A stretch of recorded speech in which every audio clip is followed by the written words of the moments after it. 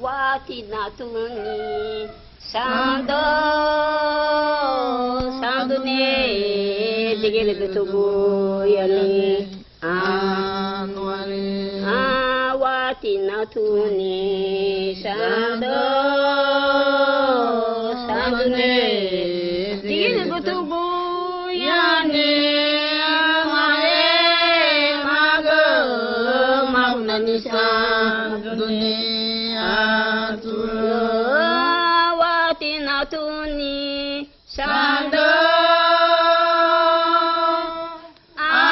sando ne digele betubu yani anwale mago maunani sando ne bamba wa batuni nuni baba sando digele betubu yani anwale baba wa batuni nuni baba sando ne digele betubu yani anwale